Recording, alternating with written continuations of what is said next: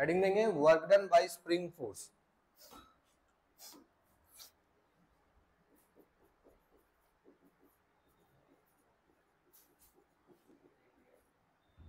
Work done bye spring force.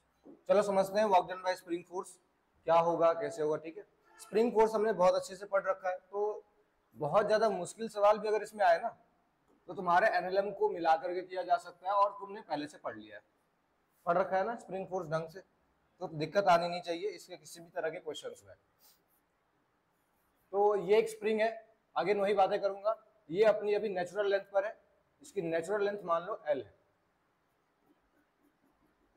अब हमने इसे मान लो क्या किया, एक्सटेंड किया किसी x डिस्टेंस तक। क्या होने वाला है बच्चों, अगर हम इसे x डिस्टेंस तक एक्सटेंड करेंगे तो क्या होगा, साफ साफ कहोगे सर स्प्रिंग क्या करेगा, इसे अपनी तरफ पुल करेगा, अपनी तरफ खींचेगा कि वापस आ जाओ। करेक्ट। अगर ये नेचुरल लेंथ की पोजीशन को मैं कहता हूं 0, तो ऑफकोर्स बात है ये 0 से x तक एक्सटेंड हुआ है। करेक्ट, ठीक है। अब इसी में मुझे वर्क डन लिखना है कि वर्क डन कितना हुआ इस x लेंथ को एक्सटेंड करने में। तो वर्क डन का फॉर्मूला क्या होता है, इंटीग्रेशन f dx। करेक्ट, यही होता है। अब आपको बड़े आराम से पता है सर फ्रिक्शन स्प्रिंग फोर्स का जो फॉर्मूला होता है वो क्या होता है बच्चों, माइनस का kx। करेक्ट, यही होता है। पुट कर दोगे sir work done will equals to minus का kx dx। कहां से कहां तक अपन इसे इंक्रीज कर रहे हैं, आपने कहा नेचुरल लेंथ को 0 मान लो और उसको x तक आपने एक्सटेंड किया, मतलब कि जो आपकी लोअर लिमिट है वो है 0 और जो अपर लिमिट है वो आपकी x है। तो यहां से वर्क डन का फॉर्मूला क्या निकल के आ गया, माइनस का k तो बाहर हो गया, अंदर इंटीग्रेशन x dx 0 से x। सभी बच्चों को दिख गया सर ये आ रहा है माइनस का हाफ के एक्स स्क्वायर।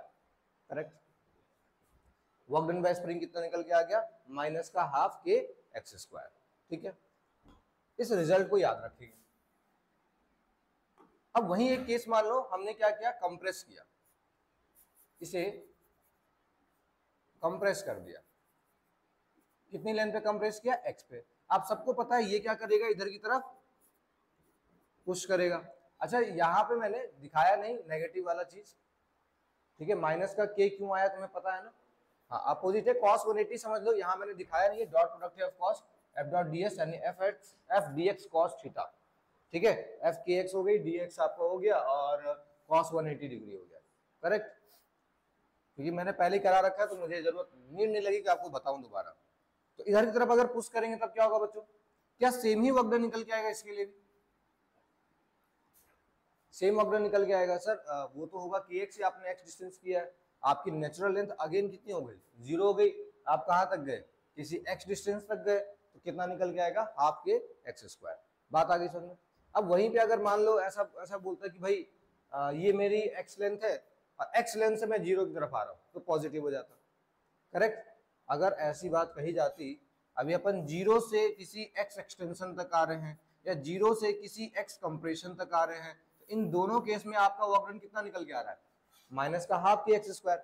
वहीं अगर बात ऐसी कुछ हुई होती कि सर x एक्सटेंशन से आप आ रहे हो 0 की तरफ, नेचुरल लेंथ की तरफ, करेक्ट, या x कंप्रेशन से आप आ रहे हो नेचुरल लेंथ की तरफ, तो इन दोनों केस में जो आपका वर्क डन का फॉर्मूला होता है this is of course half के एक्स स्क्वायर। ये दोनों बातें आ गई समझ में, this is of course half के एक्स स्क्वायर, ध्यान रख लेना बस। ठीक है, एक सवाल हो जाए इसी के बेसिस पे, है ना, चलो नोट कर लो, नोट कर लो।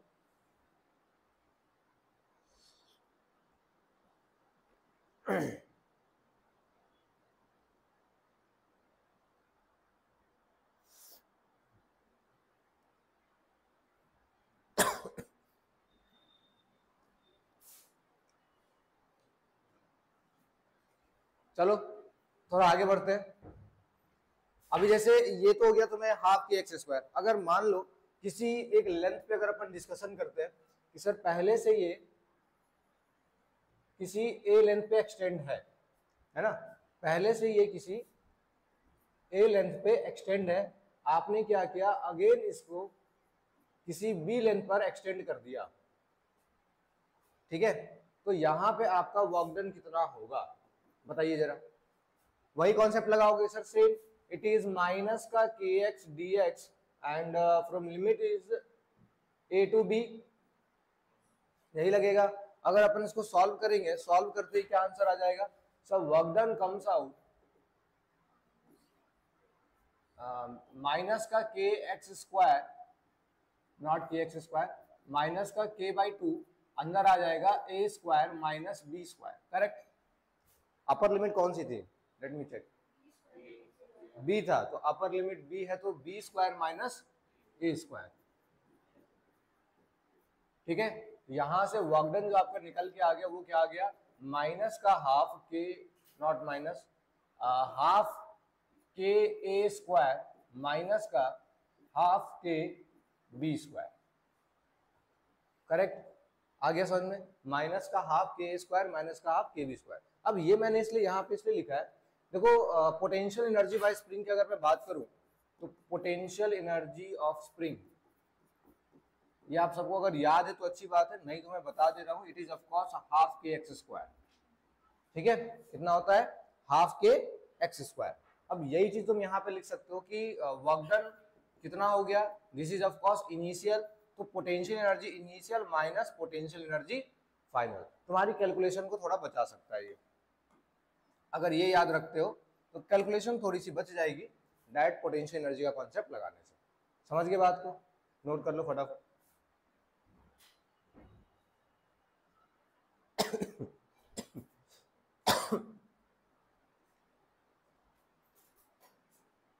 आगे देखो, एक ये तो हो गया स्प्रिंग वाला, अब इसी के बेसिस पे तुम्हारा सवाल आएगा, आराम से डील कर लोगे। बाकी टफ भी बनेगा तो बहुत ज्यादा स्प्रिंग फोर्स को घुमाया जा सकता है, ठीक है, और उसकी प्रैक्टिस तुम्हारी हो रखी है। नहीं बनेगा तो बता देना। नेक्स्ट आगे बढ़ते हैं। अगला है आपका, देखो एक और टाइप का वर्क डन आता है, हालांकि बहुत ज्यादा डिफिकल्ट तो नहीं है, लेकिन हाँ एक बार पता होना चाहिए, ठीक है। क्या है देखो, जैसे मान लो आपको वेरिएबल फोर्स दिया हुआ है, नोट करके बता देते हैं। मान लो आपको वेरिएबल फोर्स दिया हुआ है, बट अब इस टर्म्स में दिया हुआ है कि एक्स आई कैप प्लस वाई जे कैप प्लस जेड के कैप, ठीक है। एक्स आई कैप प्लस वाई जे कैप प्लस जेड के कैप, मतलब तीनों अलग अलग में और तीनों का वैल्यू अलग अलग जा रहा है, ठीक है। और डिस्प्लेसमेंट भी जो है, अगर तुम्हें यहाँ डिस्प्लेसमेंट भी जो है वो कुछ इसी तरीके से दिया हुआ है कि भाई x1 y1 z1 2 x2 y2 z2, ठीक है, इस तरीके से डिस्प्लेस हुआ है। तो तुम्हारा अगर वर्क डन तुम्हें निकालना है तो कैसे निकालोगे? It is of course integration, f की वैल्यू जो है x है तो x रखोगे, x dx के टर्म्स में इंटीग्रेट होगा, लिमिट इसकी सिर्फ और सिर्फ x1 से x2 बैठेगी, ठीक है। यहाँ प्लस का साइन है, प्लस का साइन यहाँ पुट करोगे, इंटीग्रेट y वाले को फिर से अलग से, y होगा dx dy के टर्म्स में इंटीग्रेट, लिमिट इसकी होगी y1 से y2 तक की। समझ रहे हो बात को? वैसे ही आपका z वाला है तो z वाला अलग से होगा, z dz, और लिमिट इसकी होगी z1 से z2 तक। क्लियर हो गया है ना?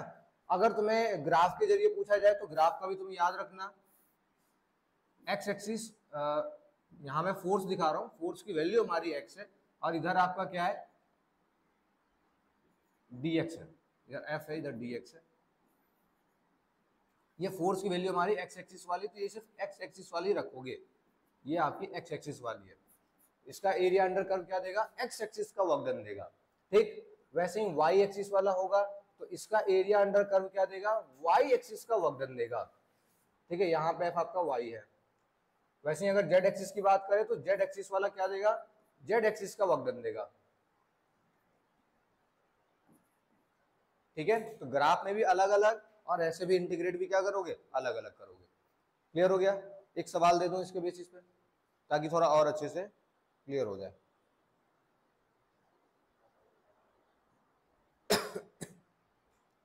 हो गया नोट?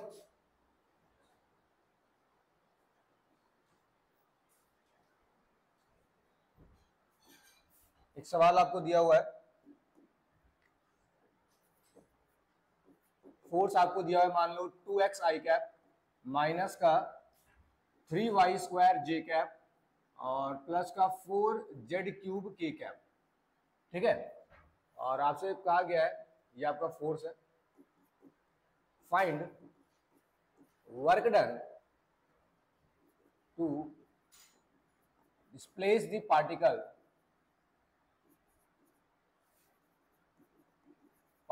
from 1, 2, 3 to 2, 3, 4। निकालिए कितना होगा वक्त।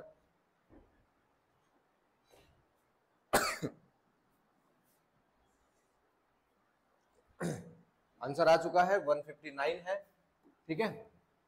और कैसे करोगे तुम्हें भी अब अंदाजा हो ही गया। वर्क डन कैसे निकालेंगे sir, of course 2x dx limit होगी यहाँ 1 से 2 प्लस इंटीग्रेशन माइनस बाहर निकाल लो माइनस 3y² dy लिमिट है 2 से 3 तक की प्लस 4z³ dz लिमिट है इसकी 3 से 4 तक की। आराम से इंटीग्रेट हो जाता है, 2x dx है, आंसर कितना आता है यहाँ पे x² आता है बस, करेक्ट। लिमिट कहाँ से कहाँ तक की थी 1 से 2 तक की, माइनस का साइन 3y² है, कितना आ जाता है y² आता, सॉरी y³ आता, लिमिट होती 2 से 3 तक की। 4z³ है तो कितना आ जाता भाई, ओनली z की पावर 4 बचता, ये 3 से 4, करेक्ट। सॉल्व कर लेते, टू यहाँ पे 2 का स्क्वायर कितना हो गया 4 माइनस 1 का स्क्वायर कितना हो गया 1, करेक्ट। माइनस 3 का क्यूब कितना हो गया बच्चों,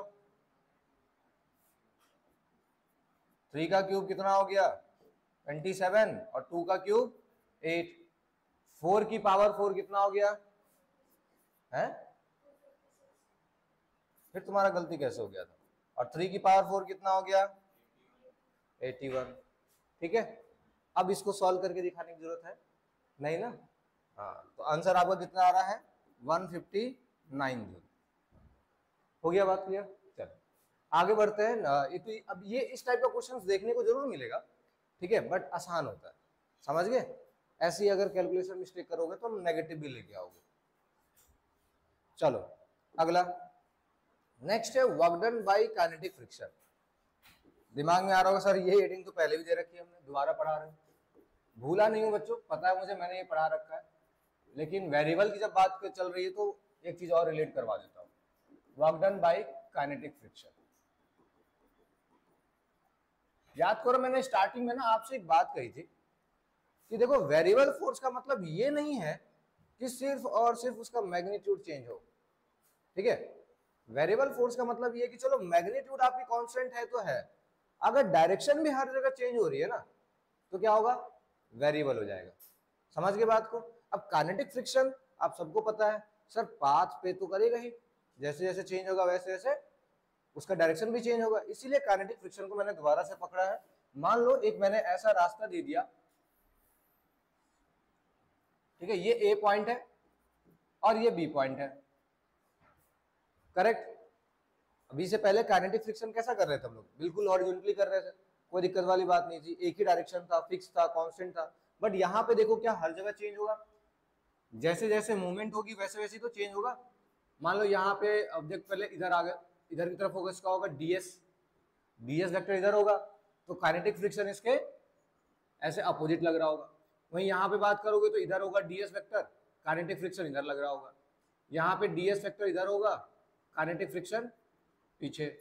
हर जगह पे तुम देख रहे हो कि जो डीएस वेक्टर है उसकी भी डायरेक्शन बदल रही है और उसके अपोजिट में काइनेटिक फ्रिक्शन की भी डायरेक्शन बदल रही है। हर पॉइंट पे यही हो रहा होगा बच्चों, यहाँ डीएस वेक्टर आगे की तरफ और काइनेटिक फ्रिक्शन इधर पीछे की तरफ। हालांकि ये काइनेटिक फ्रिक्शन की वैल्यू क्या है, सेम है, फिक्स्ड है, बट इसका डायरेक्शन हर जगह क्या हो रहा है, चेंज हो रहा है, हर पॉइंट पे चेंज हो रहा है। तो इसीलिए इसे अपन किसमें कंसीडर करेंगे, वेरिएबल फोर्स में कंसीडर करेंगे, ठीक है। अब देखो एक मजेदार रिजल्ट क्या निकल के आएगा।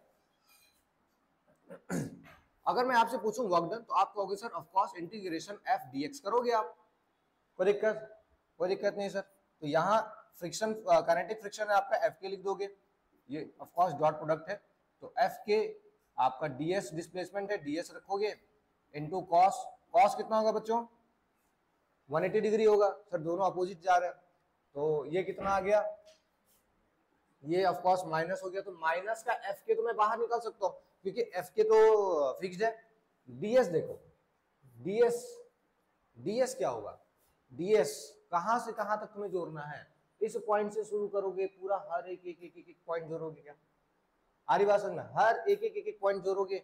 अगर तुमने जीरो से शुरू किया और मैं कह रहा हूं इसका जो पाथ लेंथ है, इसका जो पाथ लेंथ मैंने कह दिया क्या है, एल है। पाथ लेंथ समझते हो ना, डिस्टेंस, हर एक पॉइंट को अपन ने जोड़ा, इंटीग्रेशन यही तो है, हर एक छोटे छोटे पॉइंट को जोड़ो। तो ये जीरो से एल, तो जीरो से एल यानी कि यहाँ पे वर्क डन आपका कितना आ गया, काइनेटिक फ्रिक्शन इनटू एल। अब ये रिजल्ट ध्यान रखना, ठीक है। इसमें अलग क्या आया सर, कोई बता सकता है इसमें अलग क्या आया है, फोर्स इनटू डिस्टेंस है, ठीक है ना।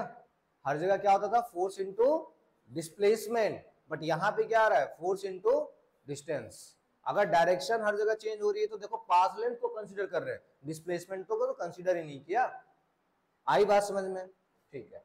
अब इसी के बेसिस पे मैं अगर एक सवाल दूं आपको, क्वेश्चन है आपका कि आपका ये एक सर्कुलर ट्रैक है, ठीक है, सर्कुलर ट्रैक है, इस पे मान लो ए पॉइंट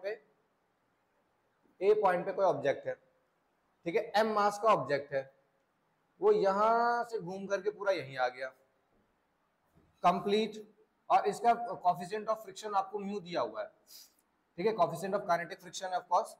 आपसे पूछा जा रहा है कि फाइंड वर्क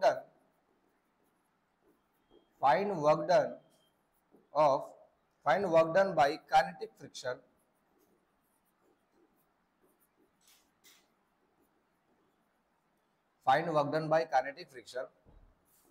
इन 1 रिवॉल्यूशन। एक रिवॉल्यूशन में कितना काइनेटिक फ्रिक्शन वर्क डन करेगा, बता दोगे कितना होगा, यही बता दो।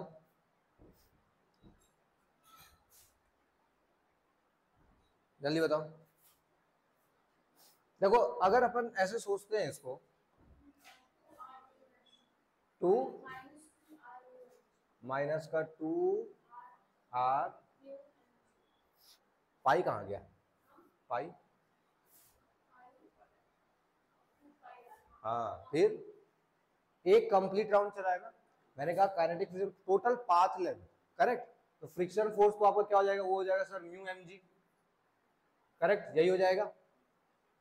लेंथ कितनी है, 2 पाई आर, अगर आपका इसका रेडियस गिवन है r, it is of course 2 pi r. आया समझ, अभी तो आसान लग रहा है ना। ऐसे अगर आपसे कोई पूछता कि कंप्लीट सर्कल में घुमा है तो वर्क डन कितना होगा, तो तुरंत चिल्ला के कह देते, कितना कह देते, जीरो। सर डिस्प्लेसमेंट जीरो आ रहा है सर, तो वर्क डन कितना होगा, जीरो। लेकिन अब तुम्हें ये बात पता चल चुका है कि भाई अगर काइनेटिक फ्रिक्शन पूछा जा रहा है तो वर्क डन जीरो नहीं होगा, वर्क डन होगा माइनस का mu m g 2 pi r. समझ गए बात को। हाँ अगर मैं कोई एक्सटर्नल के फोर्स के से पूछता तो एक्सटर्नल वाला तो भाई अगर आपको फिक्स्ड है तो ऑफ सी बात है जीरो होता है, बट काइनेटिक फ्रिक्शन की बात कर रहे हैं तो जीरो नहीं होगा। क्लियर हो गया फंडा, चलो नोट कर लो इसको, आगे बढ़ते हैं। Next is of course energy, note हो गया क्या, नोट कर लो।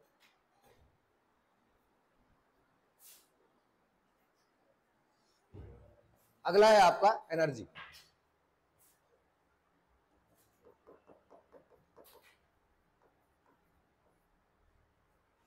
अगर मैं एनर्जी की बात करूं तो देखो एनर्जी तुम लोग साफ साफ कह सकते हो, बेसिक डेफिनेशन तो हमें पता है sir, the capacity to do work, ठीक है, capacity to do work.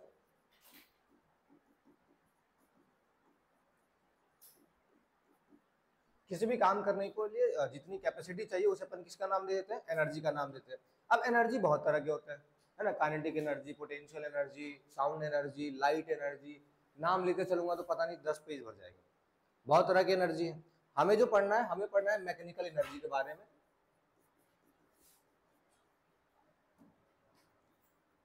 Mechanical energy के बारे में बच्चों, मैकेनिकल एनर्जी में अपन 2 एनर्जी पढ़ रहे होंगे, one is of course kinetic energy and second is of course potential energy, correct. Kinetic energy का आपने 9th जो भी पढ़ा है फॉर्मूला अभी तक यही पढ़ा होगा, हाफ एम बी स्क्वायर, और पोटेंशियल एनर्जी का mgh, करेक्ट पढ़ रखा है। अगर एनर्जी की मैं ऐसा यूनिट की बात करूं तो ऐसा यूनिट आप सबको पता है क्या होगा सर, वर्क डन वाला ही ऐसा यूनिट है इसके पास, जूल, क्योंकि ये और कुछ भी नहीं बस कैपेसिटी है, जो भी काम करेगा वर्क उसी के फॉर्म में एनर्जी स्टोर हो जाएगा। डायमेंशन की अगर बात करें तो डायमेंशन क्या होगा सर, वही वर्क डन वाला dimension, that is ml2t-2, correct. Quantity की बात करें, क्योंकि वर्क डन जैसा ही आप सब लिख रहे हो तो ऑफ कोर्स ये बात है क्वांटिटी भी कैसी होगी, ये स्केलर क्वांटिटी होगी, करेक्ट। तो क्वांटिटी भी कैसी है, स्केलर है। एनर्जी क्या है, कैपेसिटी टू डू वर्क, समझ गए बात को। मेन रूप से जो हम पढ़ेंगे वो पढ़ेंगे अभी काइनेटिक एनर्जी, ठीक है। काइनेटिक एनर्जी का फॉर्मूला क्या है, हाफ mv², बता तो दिया ही है। चलो मेन काइनेटिक एनर्जी है जो अपना स्टार्ट करते हैं उसे। काइनेटिक एनर्जी, अगर काइनेटिक एनर्जी के बारे में ढंग से डिटेल में बात करें क्या होता है, आप सबने इसे तो 9th क्लास में पढ़ लिया है ना। What is kinetic energy sir, it is energy possess due to motion, possess due to motion.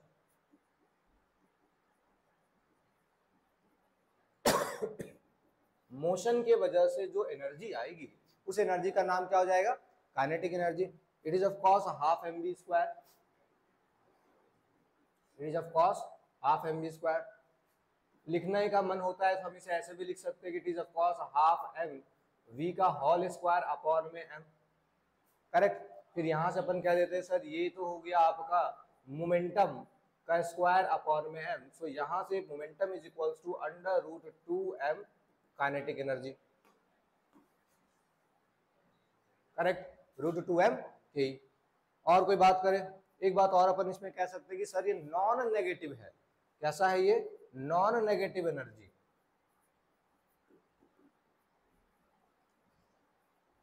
मतलब कभी भी ये जीरो नहीं हो सकता, मोशन होगा तो होगा ही, करेक्ट। अब चूंकि मैंने मोशन लिख दिया तो तुम भी एक बात बड़े आराम से कह सकते हो कि सर ये फ्रेम डिपेंडेंट एनर्जी है, ठीक है।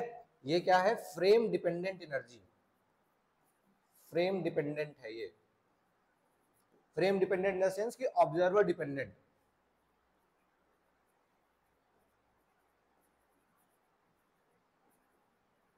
ये बात फील आ गया कि हाँ सर फ्रेम डिपेंडेंट होगा, ऑब्जर्वर डिपेंडेंट होगा, क्योंकि मेरे लिए तुम किस पोजीशन पे हो, रेस्ट पोजीशन पे हो। ऑफ कोर्स ये बात है, मैं कहूंगा तुम्हारे पास कोई काइनेटिक एनर्जी नहीं है, ठीक है।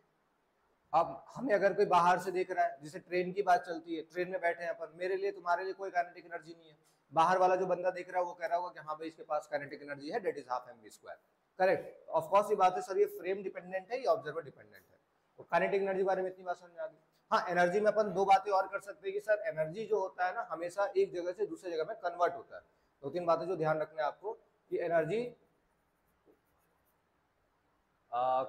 Convert from one form to another, और दूसरी बात आप कह सकते हो कि energy can neither created nor be destroyed, ठीक है। ये बात भी मुझे पता है, सबको पता है भाई, energy can nether be created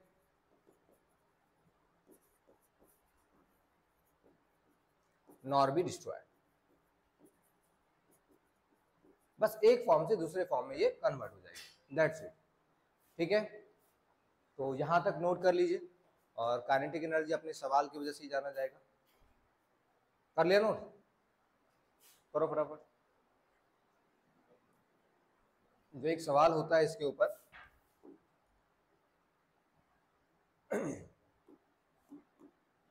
find percent change in kinetic energy if its speed is increases by 10%। बता दो आंसर कितना है।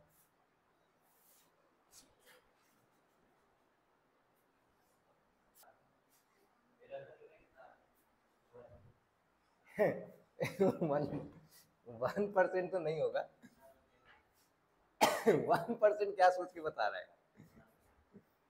चलो, percent change in kinetic energy फिर स्पीड इज इंक्रीज बाय 10%। पहले की स्पीड मान लो v थी, इनिशियल स्पीड क्या थी आपकी, मान लो v, फाइनल स्पीड क्या हो जाएगी आपकी, 10% इंक्रीज हुई है, of course v plus 10% of v,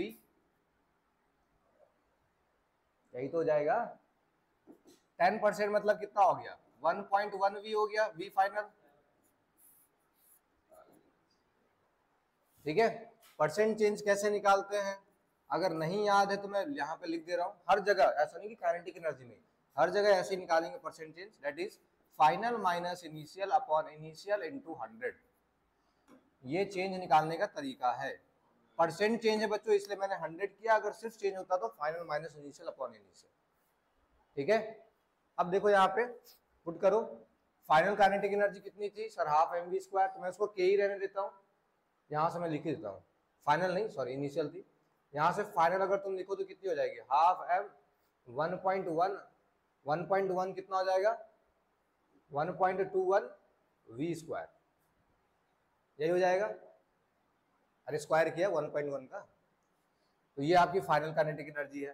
तो लिखेंगे अगर kinetic energy initial minus kinetic energy final upon में kinetic energy initial into 100, put करिए, काइनेटिक एनर्जी माइनस का 1.21 काइनेटिक एनर्जी अपॉन में 1.21 into 100, 1.21 not 1.21, it is of course kinetic energy, ठीक है बच्चों। काइनेटिक एनर्जी खत्म हो गया, 1 माइनस 1.21 कितना हो जाएगा 0.21, 0.21 into 100, of course it is 21%, that's it. इतना आसान सा सर, आया समझ।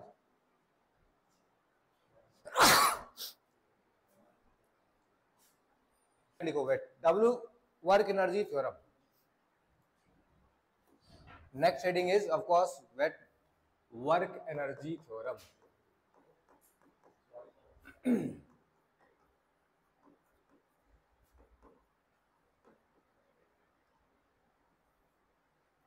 देखो वर्क एनर्जी थ्योरम होता क्या है,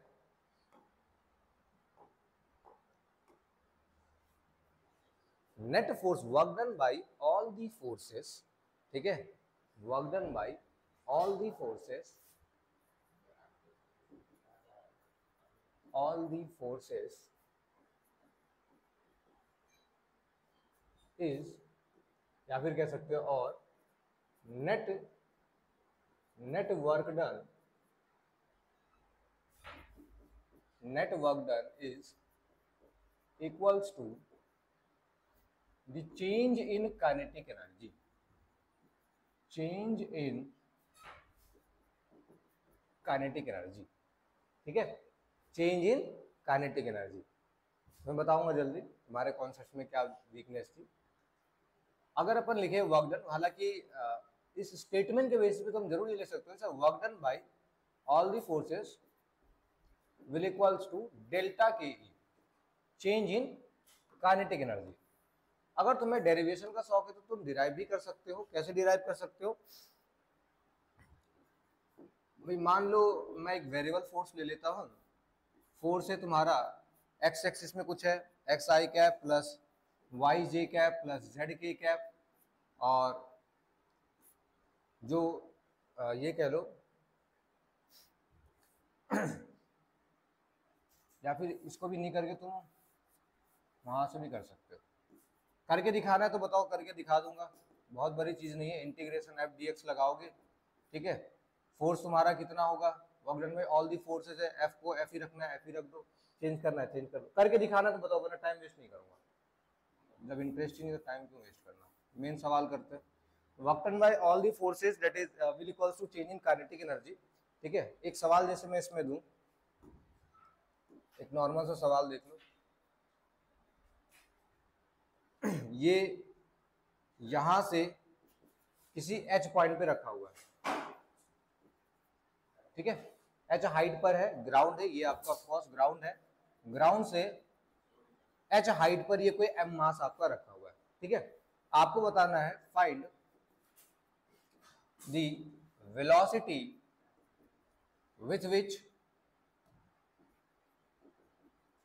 with which it strike the ground,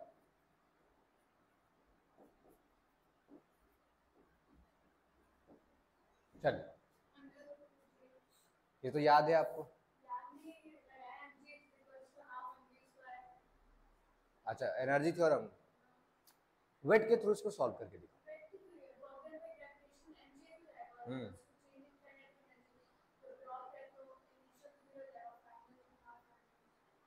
ठीक है, ये भी सही बात है इसका। एक और सवाल दे देते फिर तुम्हें, है ना, बाकी लोग को करने का मौका दो, बाकी लोग कर दो, उन्हें भी सोचने दो।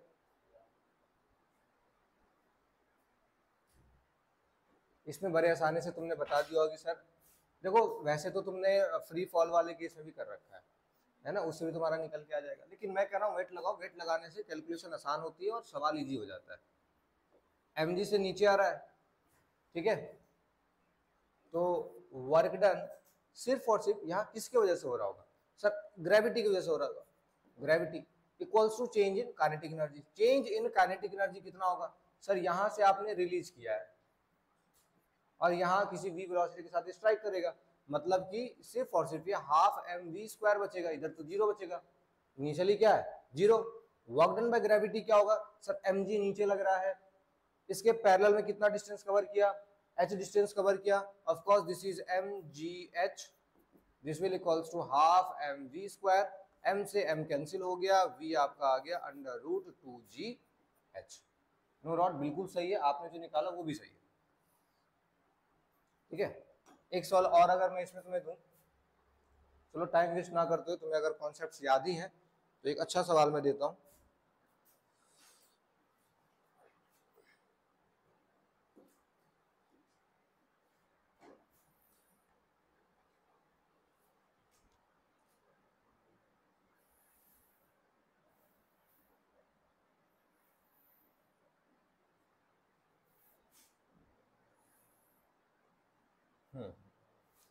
ठीक है, यहाँ पे एक m मास रखा हुआ है बच्चों, और ये यहाँ से रिलीज हुआ। ये जब तक इस तरीके से इंक्लाइन है, मतलब ये समझ लो यहाँ तक ये कैसा है? ये स्मूथ है, ठीक है। और इसके बाद यहाँ से यहाँ तक का जो पॉइंट है, जो यहाँ तक पहुंचेगा, तो ये वाला जो है इसका कोएफिशिएंट ऑफ फ्रिक्शन आपको दिया हुआ है, kinetic friction, that is mu के, ठीक है। तो आपको बताना है, ये यहां से रिलीज किया गया है। सवाल है ये, find distance travelled by the block, find distance travelled by the block on horizontal surface, on horizontal surface before it stops। चलिए बताइए जरा, बिफोर इट स्टॉप्स।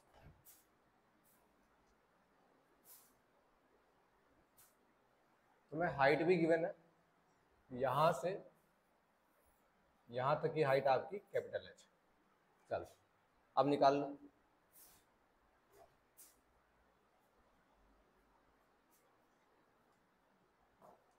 यहां पे सबसे पहले लिखिए कि कौन कौन सा वर्क डन है, ठीक है, कौन कौन सा वर्क डन है और कौन कौन लेके आया है। तो सबसे पहले आपको दिख रहा है सर ये रिलीज हो रहा है, मतलब कि mg, तो सबसे पहले इसमें वर्क डन बाय ग्रेविटी है। और कौन सा फोर्स है सर? नॉर्मल लग रहा है इधर की तरफ, plus work done by normal है, प्लस यहाँ पे जब वो आएगा, जब वो इस कहीं इस पोजीशन पे आएगा, मान लो यहाँ से जहां भी ये स्टॉप हुआ है, मान लो यहाँ स्टॉप हुआ है, ये डिस्टेंस है आपकी x, तो यहाँ पे काइनेटिक फ्रिक्शन भी वर्क कर रहा होगा, तो work done by kinetic friction, तीनों होंगे, ठीक है। And this will equals to change in kinetic energy. अब चेंज इन काइनेटिक एनर्जी पे जरा गौर करो, यहाँ तो रिलीज हुआ है, तो सर ये तो जीरो हो गया, सॉरी माइनस में इनिशियल तो जीरो हो गया, फाइनल में मुझे बोला स्टॉप, फाइनल भी क्या हो गया? जीरो हो गया, मतलब ये तीनों किसके इक्वल हो गया? जीरो के, ठीक है ना। वर्क डन बाय ग्रेविटी लिखो जरा, तो वर्क डन बाय ग्रेविटी क्या होगा बच्चों? सर mgh, ठीक है। mg नीचे लगता है सर, मुझे h हाइट से मतलब है, मुझे कोई मतलब नहीं है यहाँ कितना डिस्टेंस ट्रेवल किया, तो mgh हो गया। प्लस नॉर्मल की बात करें तो यहाँ तो नीचे जा रहा है, डिस्प्लेसमेंट नीचे की तरफ है, नॉर्मल आगे लग रहा है, तो यहाँ तो 90 डिग्री है तो जीरो हो जाएगा। चलो कोई केस मान लेते जैसे यहाँ पर आ गया, यहाँ पे भी क्या लग रहा होगा सर, जा ये आगे रहा है और नॉर्मल ऊपर लग रहा है, यहाँ भी क्या आ रहा है 90 आ रहा है, करेक्ट।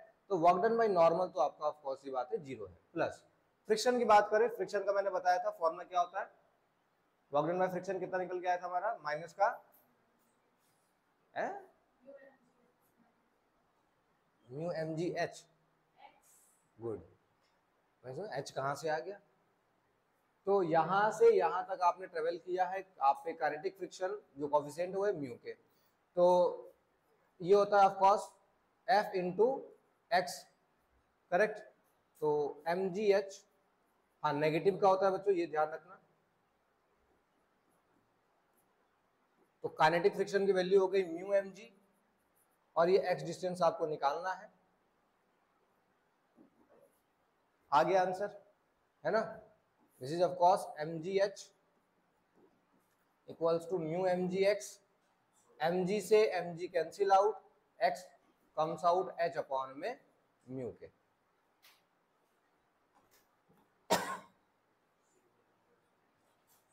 क्लियर, समझ में आई बात। एक सवाल और हो जाए ऐसा, बताओ। चलो एक सवाल और देखो,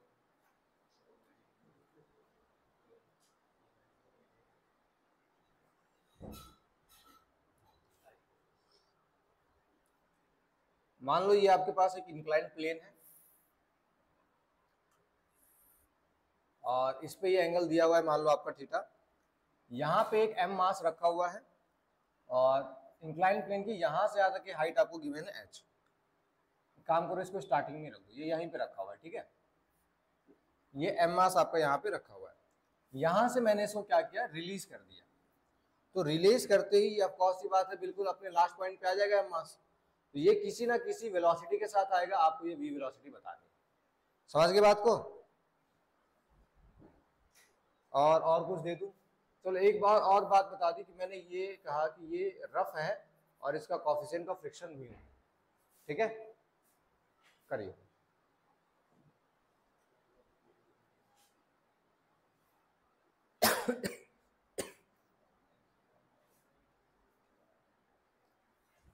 देखिए कैसे सॉल्व करेंगे। आ गया आंसर, बोलो।